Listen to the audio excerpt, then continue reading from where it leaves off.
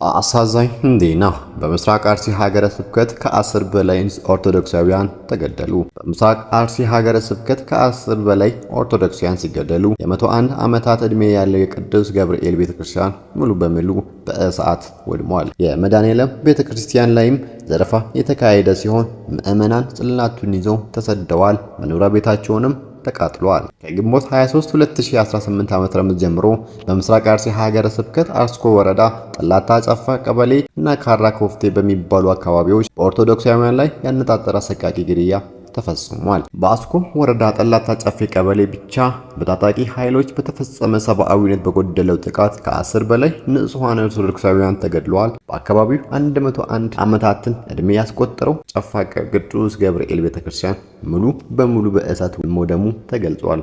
በተመሳሳይ ጥቃት በካራ ኮፍቴና በመድኃኔዓለም ቤተክርስቲያን ላይ ጥቃት የተሰነዘረ ሲሆን የቤተክርስቲያኑ ንብረት የሆኑ ቤቶች በመቃጠላቸው ምዕመናን የመድኃኔዓለም ቅዱስ ጽላት ይዘው በእግራቸው ወደ ሌላ አካባቢ መሸሻቸው ታውቋል። በዚሁ በምስራቅ አርሲ ሀገረ ስብከት በሽርካ ወረዳ በሁለት ወጣት ኦርቶዶክሳውያን ላይ ዘግናኝ ግድያ መፈጸሙ ተሰምቷል። ድርጊቱ የተፈጸመው ሚንታና ዋንጂ ቀበሌ ሲሆን ታጣቂዎች ግንቦት 23 ቀን 2018 ዓ.ም ወደ ወጣቶቹ መኖሪያ ቤት በመግባት በቁጥጥር ስር እንዳዋላቸውና በመቀጠልም ወጣቶቹ ወደ ሚንታና ጋዶ ቀበሌ በመውሰድ አንደኛውን በስለት አርደው ሁለተኛውን ደግሞ በጥይት በመምታት በጭካኔ ሕይወታቸውን እንዳጠፉት ተገልጿል። ሕይወታቸው ያጡት የእነዚህ ወጣቶች ስነ ስርዓት ቀብር ግንቦት 24 2018 ዓ.ም በጋዶ ማህደረ ስብሐት ቅድስት ማርያም ቤተክርስቲያን ምዕመናንና በቤተሰብ በተገኘበት በአንድ መቃብር ተፈጽሟል። በምስራቅ አርሲ ሀገረ ስብከት በአገልጋዮችና ምዕመናን ላይ በተደጋጋሚ ጥቃት እንደሚፈጸምበት ማህበረ ቅዱሳን ቴሌቪዥን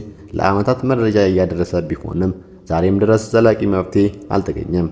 ይህንን መረጃ ሰኞ በሚካሄደው ምርጫ አሸንፎ ስልጣን ለሚይዘው አካል አድርሱልኝ። ያው ገዢው ፓርቲ ብልጽግና የሚያሸንፍ ይመስለኛል። ባካችሁ እንዲው ስለሚሞተው ስለሚታገተው ህዝብ ስትሉ ካሊደሮ እስከ ጓጽዮን ያለውን የመንገድ ክፍል ላልተወሰነ ጊዜ በመዝጋት በንጹሃን ላይ የሚደርሰውን ግድያና እገታ አስቁሙልን። ህዝቡ በቃ ሌላ ምንም አይፈልግም። እንደሚታወቀው ኦነግ ሸኔ ከኤርትራ በረሃ ወደ መሃል ሀገር ከገባ በኋላ እየታገተና እየተገደለ ያለው ለፖለቲካ ምንም አይነት አስተዋጽኦ የሌለው ሹፌርና ንጹህ ዜጋ ብቻ ነው። ያለ ጧሪ ቀባሪ የቀሩ ደካማ ወላጆች፣ ያለ አሳዳጊ የቀሩ ልጆች አያሌ ናቸው። ወደ ቀያቸው ሄደው ጋብቻቸው ሊፈጽሙ ሳምንት ሲቀራቸው በጉዞ ላይ ያሉ ቀቢጸ ተስፋ ሆነው የቀሩ ሙሽሮች እንኳን ቀላል የሚባሉ አይደሉም። አገራማን ብለው የወጡ ሹፌሮችና መንገደኞች ባልጠበቁትና ባላሰቡበት ሰዓት እንደወጡ ቀርተዋል። እነሱን ለማዳን ከሽፍታ ጋር የሚዋጉ የጸጥታ አካላትስ ለምን በዚህ አረመኔ ሽፍታ መስዋዕትነት ይከፍላሉ?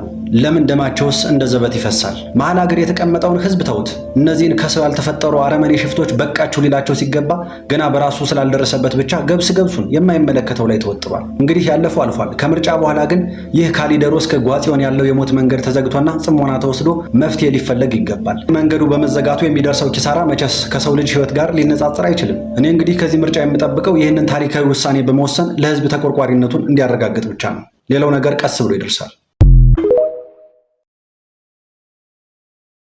የተባሉ አብያተ ክርስቲያናት በእሳት መውደማቸውን ማህበረ ቅዱሳን ቲቪ አስታውቋል። በምስራቅ አርሲ ሀገረ ስብከት በአሰኮና በሽርካ ወረዳዎች በንጹሃን ኦርቶዶክሳውያን ላይ ያነጣጠረ እጅግ አሳዛኝና አረመናዊ የሆነ ጥቃት መፈጸሙን የተነገረው ለሞቱት ወገኖቻችን ነፍስ ይማር፣ ለቤተሰቦቻቸው ለተሰደዱና ለተቸገሩ ምዕመናን ደግሞ መጽናናትን እንመኛለን።